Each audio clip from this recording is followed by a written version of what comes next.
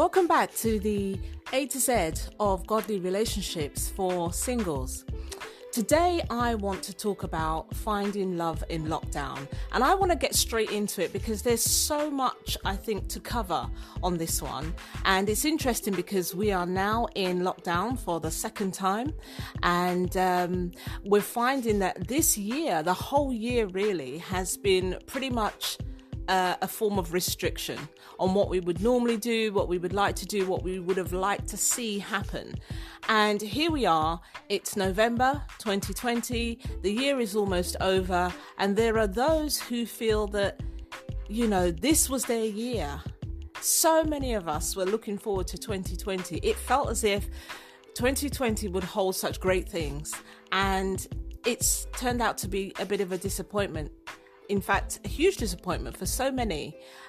Some people have had real breakthroughs, especially with businesses and things like that. And then there's been others who have started businesses and have struggled in this season. So it's been a really difficult time overall for everybody. And even if it hasn't directly affected you, there's some people who are living in fear that it will. And there's some people who are worried that their jobs might go, or finances might lessen, or there are people who are struggling in relationships and marriages. There are people who really, like myself, really struggled with the homeschooling of their children. And so it's just been a real sort of topsy-turvy time for so many people. But in particular, with regards to meeting people, finding love, getting into a relationship and settling down, if you felt that this was your year, it could feel as if it's been a huge disappointment for you. And so I want to have a look at that. I want to break that down. I want to share some bits and pieces that I've of conversations that I've had with people, obviously not naming anybody, but just the views and feelings and discussions and things that I've had. As I've said in previous podcasts, I talk about relationships all the time. Every day there is a conversation, whether it's with a married person, a dating person, a single person, whether I'm doing a podcast, whether I'm preparing for something. Relationships is very much my world. And so I come across so many people talking about relationships, and in particular, in this particular season, online seems to be the place to go because we're so restricted. But I'm going to break that down. Let's get into it. Looking online, the first thing I guess, to ask is why?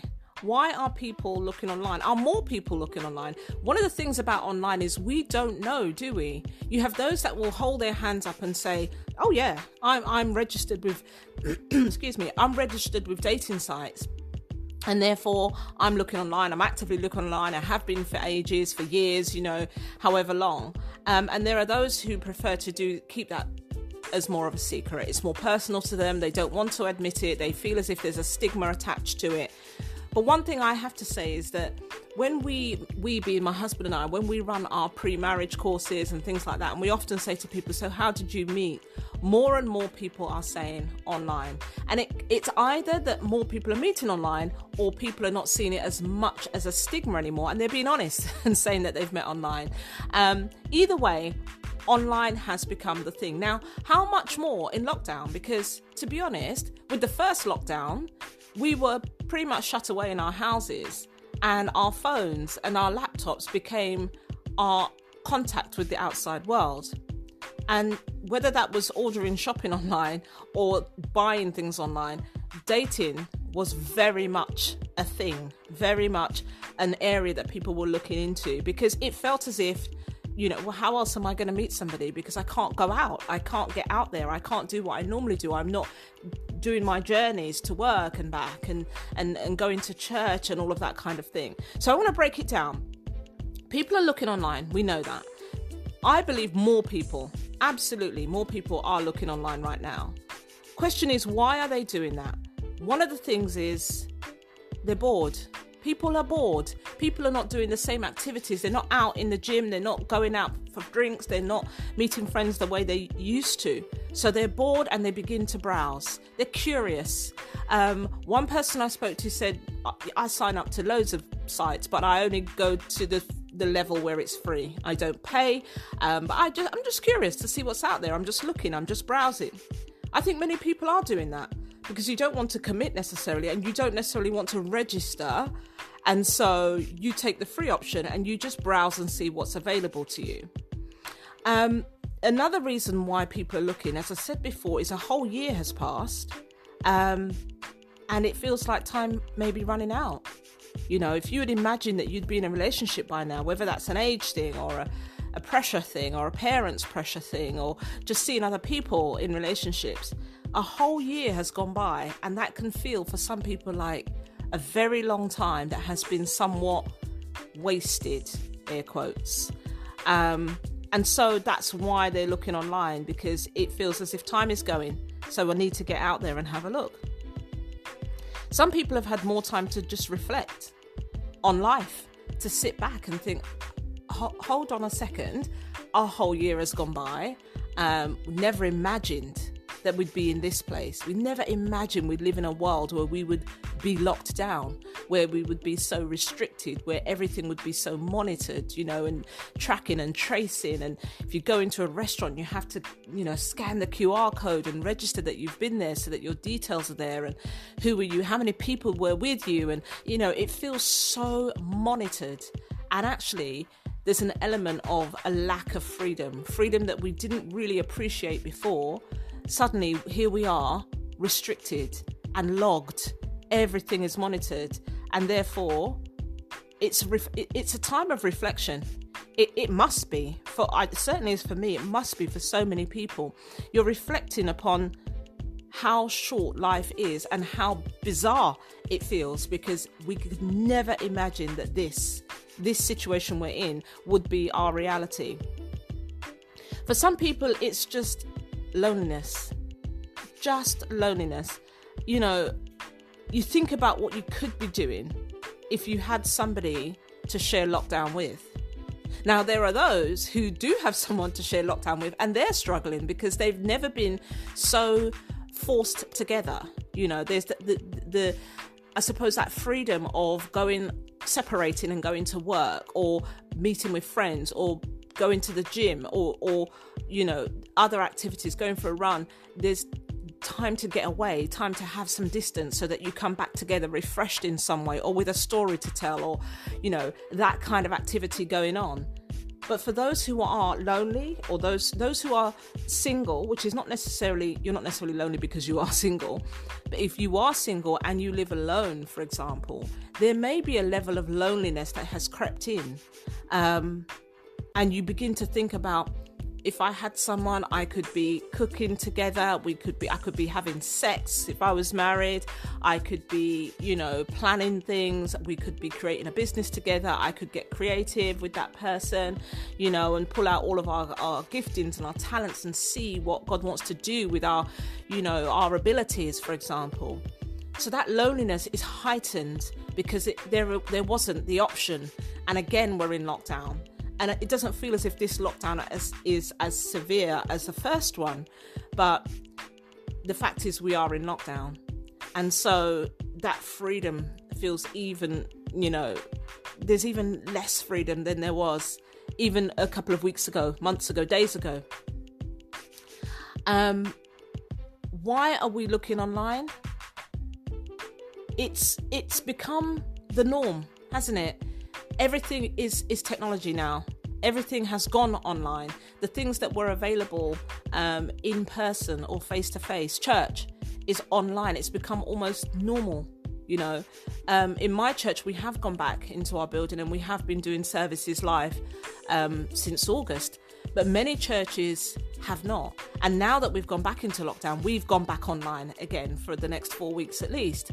And so there is that restriction.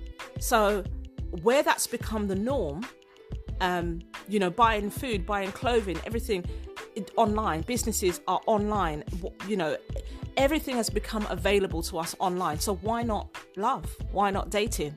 So even if you weren't the type of person who would go online and go on dating sites or go on social media, now you are, because it seems to be the thing to do. It seems to be the only option. So if all of that is happening, these are the reasons why we're going online. What are you finding? When you go online, what are you finding on there?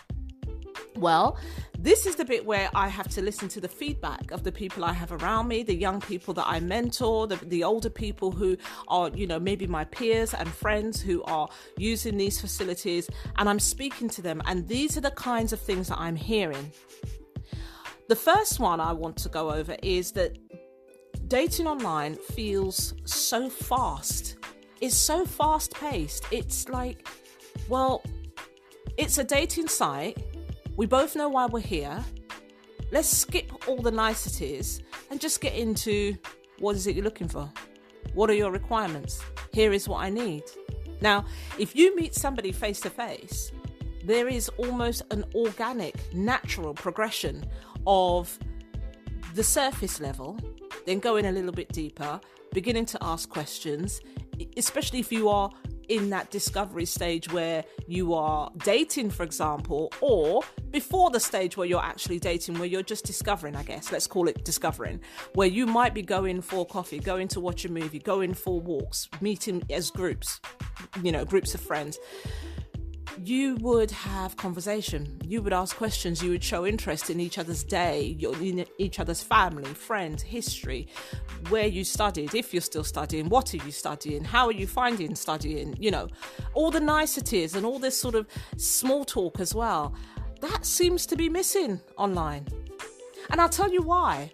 Because what we say is far more in content than what we type. Typing, even if you have the fastest typing speed, you can type in shorthand. The fact is, nobody wants to or has the time to type out everything that you would ordinarily say. So there's a real cut down in communication of the amount of content. The quantity of content is really cut down online, like hugely, because you just almost want to get to the point because you don't want to spend hours and hours and hours typing. Now, this is particularly in the people I've spoken to, particularly with guys. Guys don't really want to spend reams and reams and reams of time and of content and lines and paragraphs of content, typing it out to do the niceties. So what often happens is you may get posts, things that have been forwarded. You may get, the scripture of the day where they can just hit a couple of buttons and send that through to you, followed by, how's your morning been? How's your day been? How did you sleep? And you might even be lucky to get that much.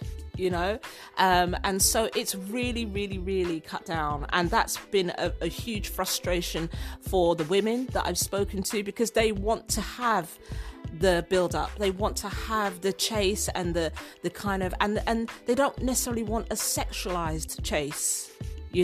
That's another thing, that sometimes the guys go straight into the physical. They comment on your appearance, or they begin to ask questions about your appearance, or they ask for full-length photos when you've posted a headshot, because they want to see the physical. Now, that can work both ways also. I think women also want to see the physical, but we might take a bit longer to get there. We may be curious, but not necessarily ask. But there seems to be this, this hidden form of permission where guys feel as if they can go straight in and ask, about the physique, or about, I've had people say to me that guys have asked them, do you like kissing? Like really, really early on in the introductory stage. And they go straight in and ask things like that, which can be really off-putting if you're not that way inclined. And especially if you're a woman of God, you're a man of God, you don't necessarily want to go straight in with that. You probably don't want to hear it at all. But it's very much out there. There is so many comments that I've heard around, it's just too intense, it's too fast, it's too quick, it's too personal. You're going straight in with personal questions, and it's not appreciated at all. And that can shut somebody down. That can lead to the whole, block and delete. It's gone. You've lost me. It's too much. Another thing that I've heard that people find frustrating is the pet names.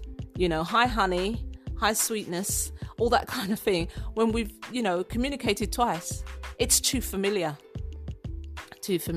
And I know the ladies in particular don't really appreciate it, because as much as they've desired that and they want that eventually, and they want that to be something that their future spouse, their husbands, their fiancés will do, when I've only spoken to you twice, it feels a little bit familiar to be calling me honey bun or sweetness.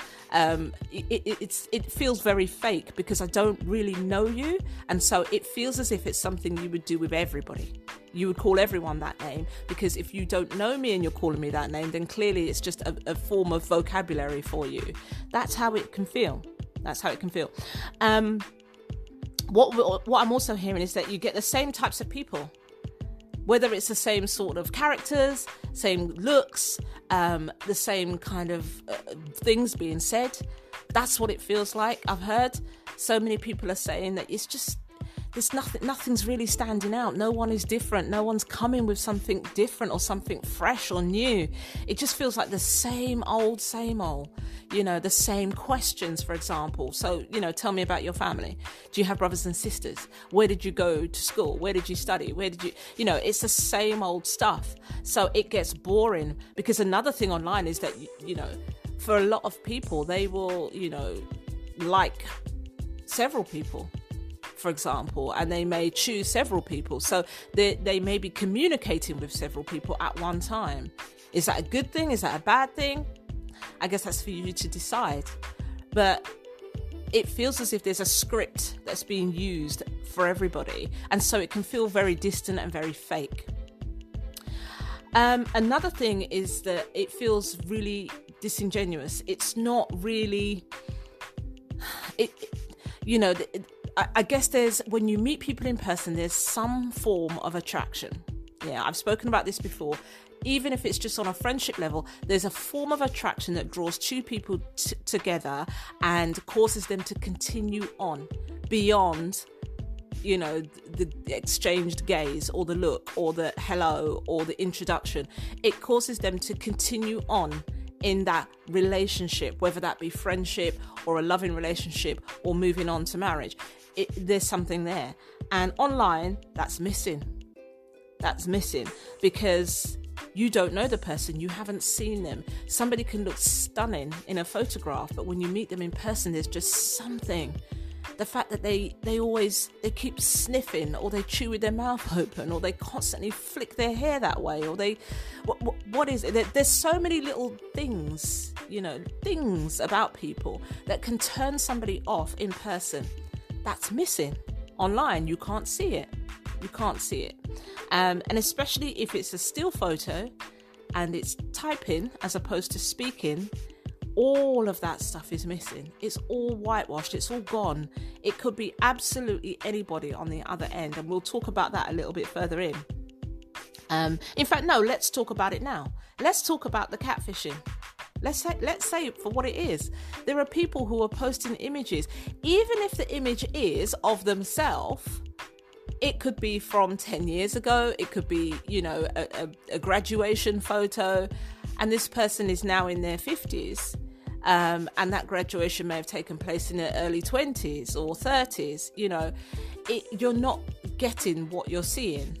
And so it can be very, very misleading. So that's a big thing. That's a huge thing. It's a huge thing. And I think that's the biggest reason why when somebody makes contact with another person, they begin to ask for more photographs, and they ask for photographs that are casual. That's another thing I'm hearing. They're asking for, give me some casual photos, which means without all the makeup, without the sharpest trim, without the filters, without, it being historical. Send me some photos of you now. Send me pictures you took of yourself yesterday, where you haven't had time to touch them up and filter them and, change the lighting and do all the stuff that phones and cameras can do nowadays. That is often the case, that they want to see something current. And, it kind of makes sense when you think about it, as much as it sounds frustrating, because you think, well, I've got 5 photographs, headshots, full shots, sitting, standing, you name it. I've got all of that on my profile. Why are you asking me for more photos? Well, it's probably because they want to see the real you as opposed to the posed for you. So I try not to be offended by that. Try to think, well, maybe this is why, you know. And another thing I'd add is that a lot of women say that men move too quickly, which is kind of similar to my earlier point. They're moving too quickly in the sense that they're asking for phone numbers straight away. They don't want to stay on the chat that is within the dating site. They're asking for more pictures, as I just said, because they want to see the current you. And they're asking to meet up.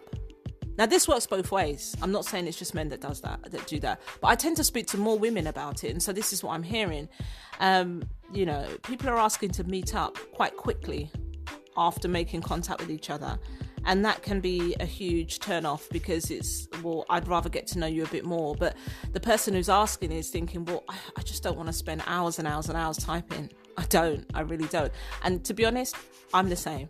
I'm not good at that. I'll very, very quickly go to a voice note rather than if it's more than 3 sentences, maybe I'm going to go to a voice note because I'm constantly moving and I just don't type very quickly on my phone and then making sure that the tone is right and I hope it doesn't come across. I have to put in another sentence to kind of explain what I'm saying so it doesn't come across in the wrong way. And I need to use some emojis so that I can, you know that I'm not being, I'm not upset about something. So I just think, I'm just going to go to a voice note so you can hear my tone. I can explain further. I'm a talker, as you probably gathered, so I happily send voice notes. But if that facility isn't available or you're not ready for that, it can feel frustrating that somebody's moving too quickly. So those are some of the concerns around online dating. And what my feedback really on what people are finding when they're going online. When we talk about online dating, people sometimes assume it immediately means dating sites. But actually, let's look at where people could be meeting online or where people are desiring to meet online or the facilities that are being used. Just going to name a few because there are so many, platforms out there. But the obvious one is the dating sites. I won't name them because I'm not trying to promote any of them. And I certainly don't know all of them. It's not something I frequent at all. But yeah, there's the obvious dating sites. And then there's the social media. So, the Instagrams and the Facebooks and the Snapchats and all these other places as well that people are meeting.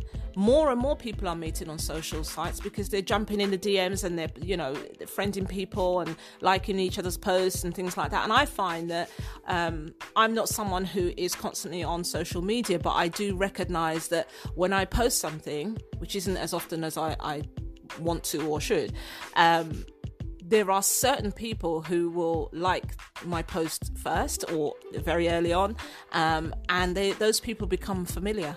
I recognize them as they come through. It might be because I don't have that many followers. That could be why. I'm sure if you have 1 million followers, that wouldn't be the case. And you maybe wouldn't be sitting and looking at who has liked your post. You'd probably be on that.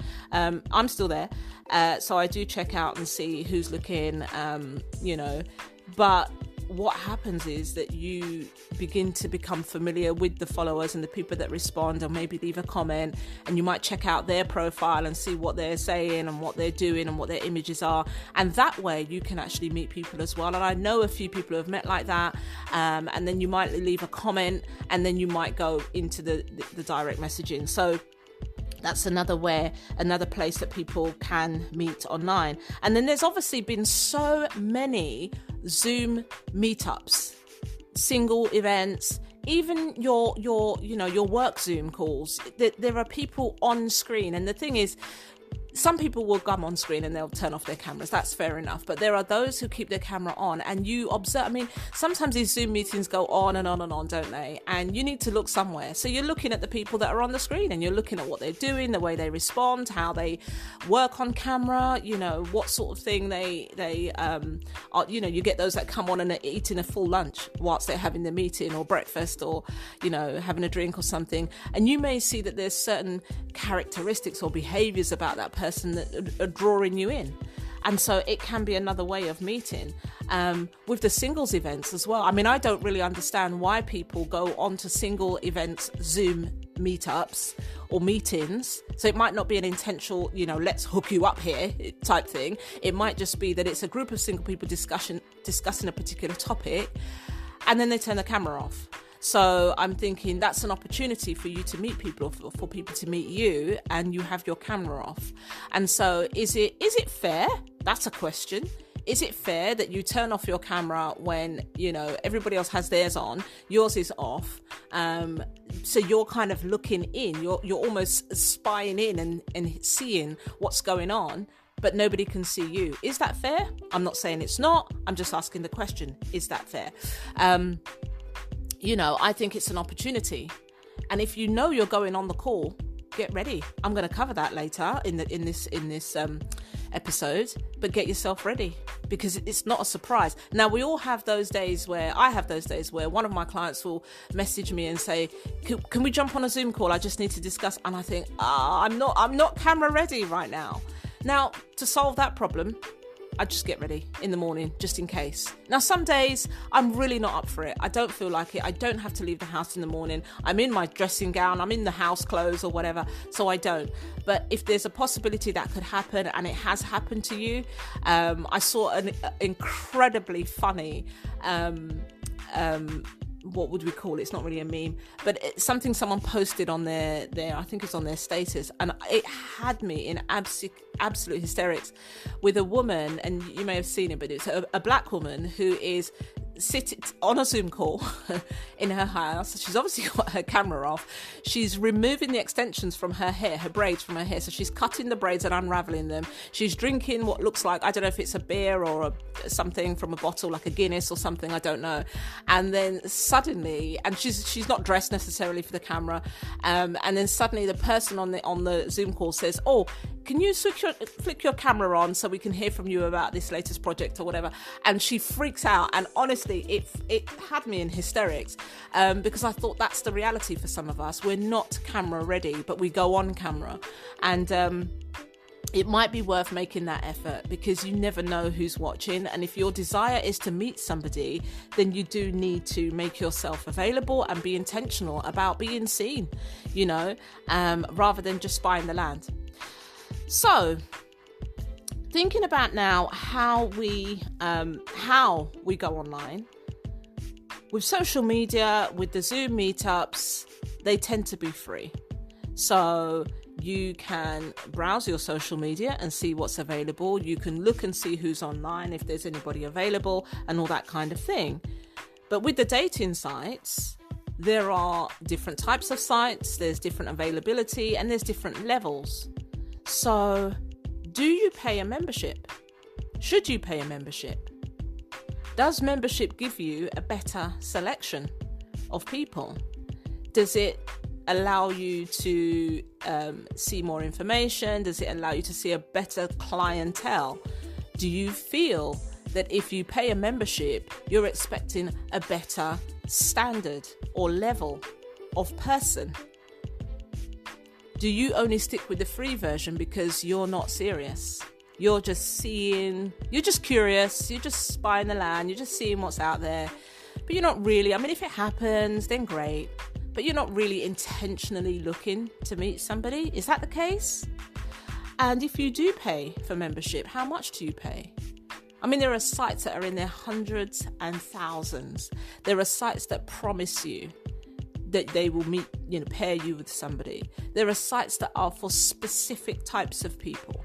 So, for example, there's a site for younger women looking for older men. I'm not going to name names of the sites, but that's the kind of thing they're looking for. There are sites if you are a professional in a particular field and you want to meet somebody in a similar field who may understand your work ethic more than somebody who isn't in that field, for example. Are these good things? Is this a bad thing? Can you only go on those sites if you are yourself in that profession? Or should you be able to go onto the sites for doctors and lawyers, for example, if you're not a doctor or lawyer? What's your view? If you are paying for those premium sites, are you expecting an outcome within a period of time? Are you saying, well, I expect to meet somebody within 3 months and be able to move on with my life with this person, marrying this person, for example? What's your expectation of different types of sites? Do you settle for less because it's a free site or a free, you haven't signed up for the paid membership? So do you expect less? What's your view? The name of this podcast is Finding Love in Lockdown. So this is not purely about being online, but we've covered a lot online because we're locked down. So people are going online. But if you are meeting people in person, or if you're wanting to meet people in person, then where? Where do you meet them? Now, people often ask me, how do I meet people? Where do I go? What do I do to meet people? If I ask the question to people who have met people, who are in relationships, who are married, there is such a broad spectrum of where people have met and how they have met and when they have met, i.e. when they were at school, when they're at university, at work, in the gym, at church. So many. There isn't a hard and fast rule, and it really depends on your character.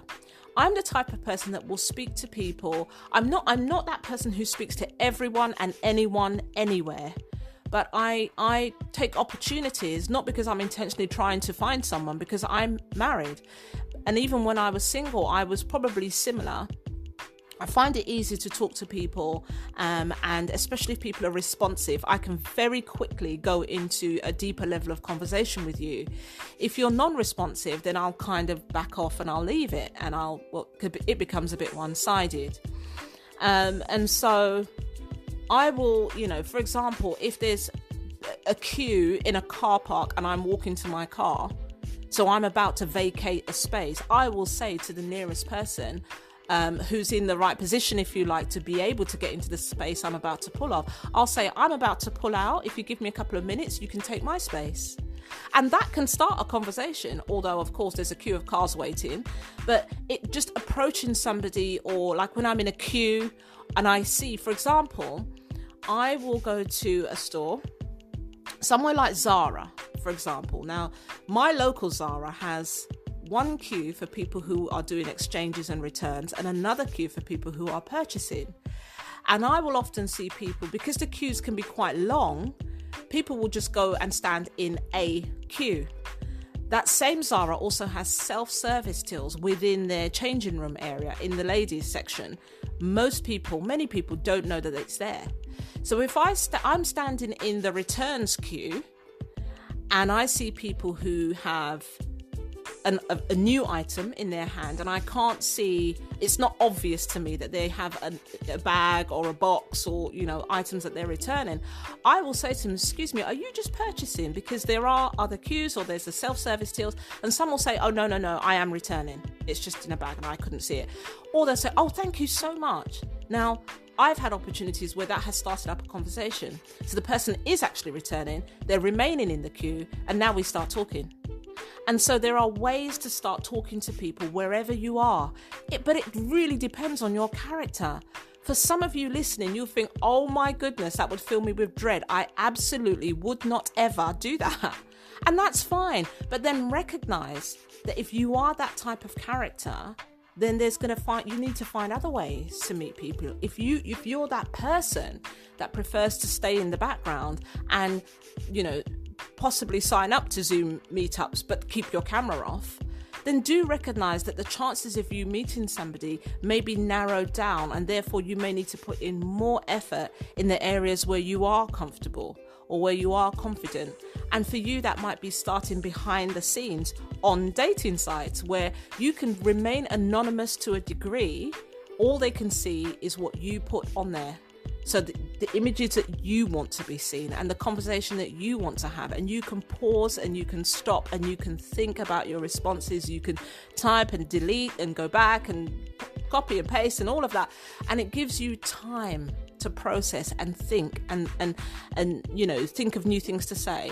Whereas somebody like me, I can be quite off the cuff and quite, ad hoc. I can just go with it. And so I'm happy to meet people for the first time face to face. So consider who you are, consider your character, consider whether you need work on that, or whether you're comfortable where you are, but need to look at different areas for meeting people. At the moment, our churches, most of our churches are closed. As I said earlier, mine isn't. Well, it is now because we've just gone into the lockdown for the next 4 weeks. But we've been open since August, and we intend to reopen the first week of December. And so people are coming to church. We've just had to introduce a new service time because the two services in-person services that we had were full. And so we've had to introduce a new service time because obviously we have a lot less seating than we would have done before. And so we're trying to accommodate the numbers of people who do want to physically attend church right now. And without boring you and giving you too much detail, the role that I play at the moment in my church allows me to observe the people, the people that are walking into the services. And I'm seeing a full range of people. I'm seeing married couples who come and sit together. I'm seeing families. I'm seeing single parent families who are bringing their children with them. I'm seeing individual people who are coming. I'm seeing older, younger. I'm seeing different races. So I can't honestly say that the churches are being so restricted right now whereby there is a type of person that isn't really attending. But that's my experience. For you, it may be that you attend a church that hasn't reopened and therefore you're online. Now, some people will be online via YouTube or Facebook, but there are some smaller churches, for example, who are online via Zoom where you can see each other. Is that an opportunity for you to see someone, meet someone, be engaged in something? Think about other, and I don't imagine that there is any church that would not want you to join their services right now. So if your church isn't providing you with the facility to be able to attend or watch online, is it an option? We've had a number of people from other churches attend our church because it's open. And that's another opportunity to meet people who ordinarily wouldn't be there. Are you taking that opportunity, or are you kicking back and thinking, well, if the world and the government are saying we're locked down, then I'm just going to sleep on Sundays and I'm just not going to take part in any of the prayer meetings or the young people meetings or, the women's meetings, men's meetings. I'm not going to be involved. And again, that's your choice. That's your choice. But are you limiting your options? With regards to those who have returned to work, you'll be traveling in. The transport won't be as full as it has been before. And is that giving you more opportunity to speak to people, to see people, so you're not squished together on the underground? Are you seeing people that maybe you wouldn't have observed before? Is there more time in your actual workplace to meet people that you maybe haven't seen before? Because there's a limited number of people in the space, and therefore you may now see someone you hadn't really observed before or noticed before.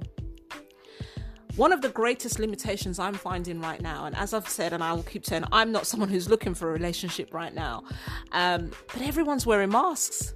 Everybody's covering their faces, apart from those who are exempt or those who, they don't want to be dictated to, so they're refusing to wear a mask. But the majority of people are wearing a mask right now. And even the people I already know, I'm struggling to recognize. I'm struggling to see them. And so that has put a huge restriction on being able to physically see a person. But has it?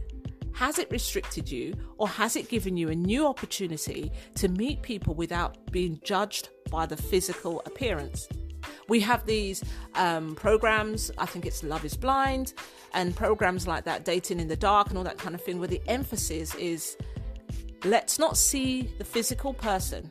Let's work on the character. Let's work on the personality. Let's, work with the voice if that's all you have. Wearing these masks, is that giving us another opportunity to not just look at the physical side of somebody and not just be seen for what you look like, but actually dig a bit deeper and have a conversation as much as you can through a mask? Does that present a negative challenge for you, or are you seeing it as a positive opportunity to meet people without seeing just the outside shell? So now let's move on now. And I want to ask the question, who are you looking for?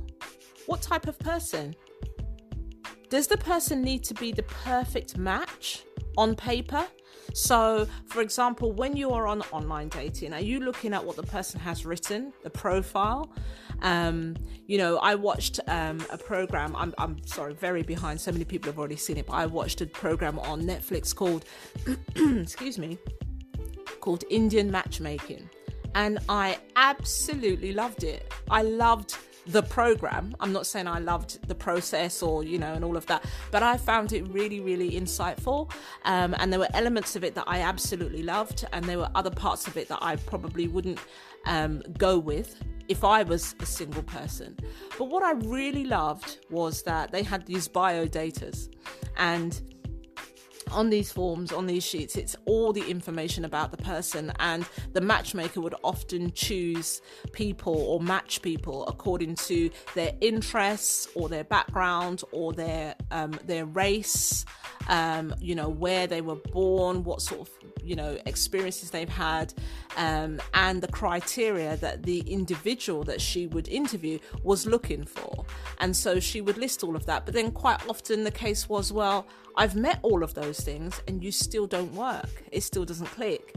And so what was really good, and this might be an activity that you want to do for yourself, is to actually do a biodata on yourself and see what's important to you, what you feel is important to you, and then realize that actually are those things essential.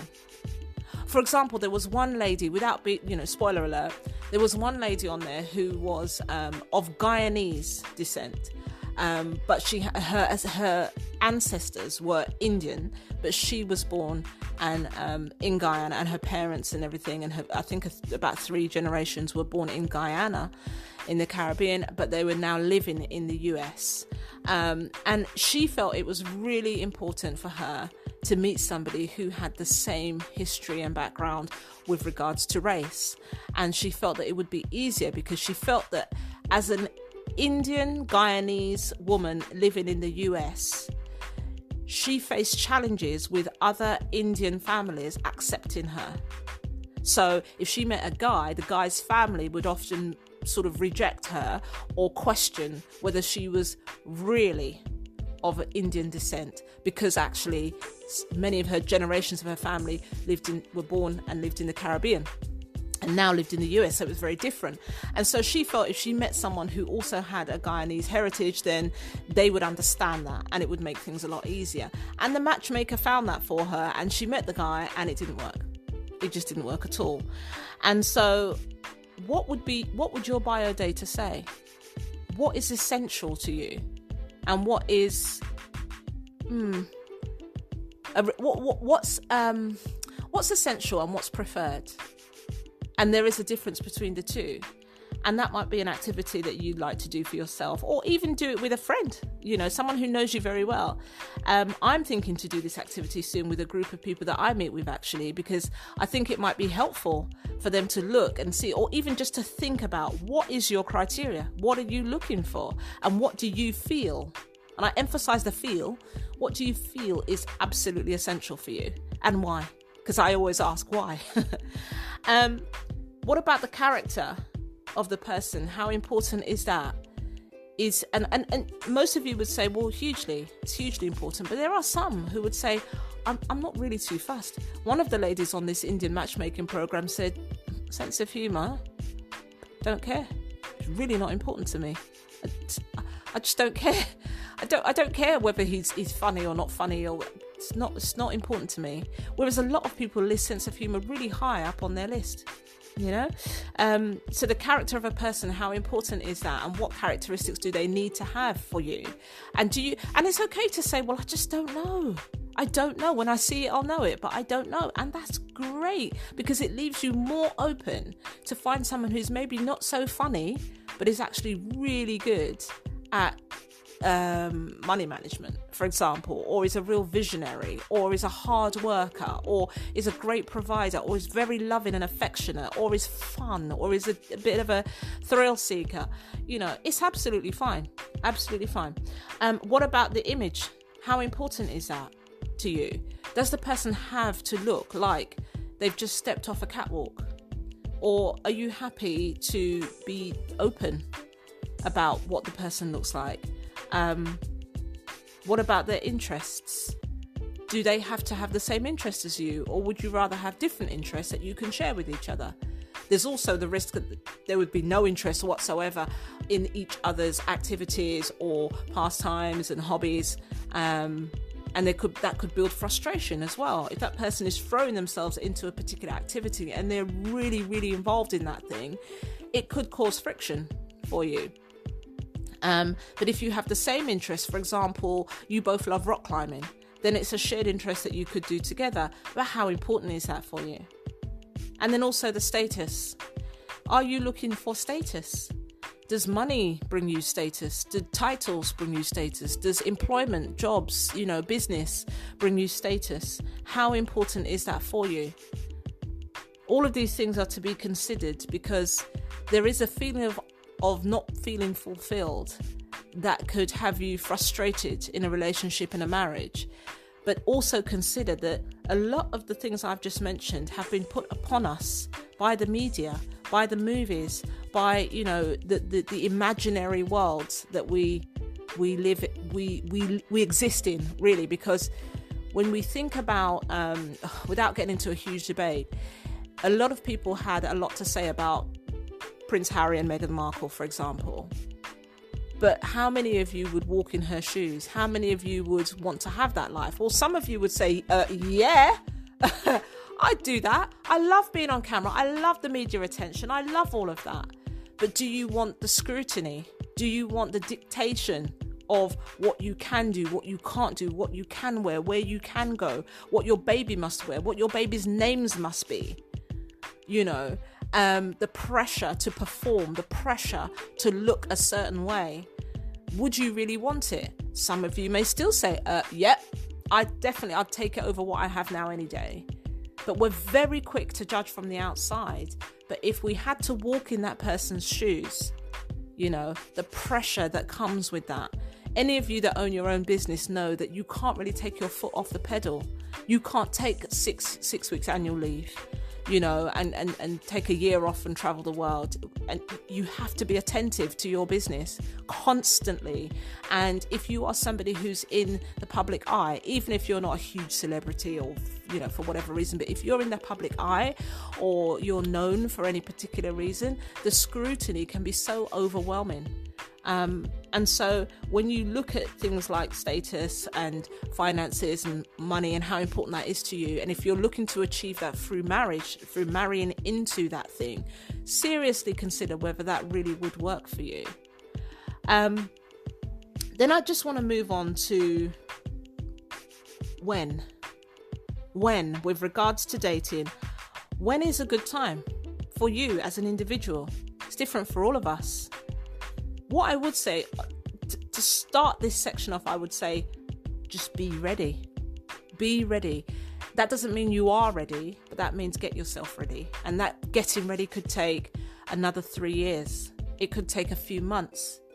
It could be a short-term or long-term thing, but be ready. Because the person that you are looking for, you want them to be ready. You want a good package.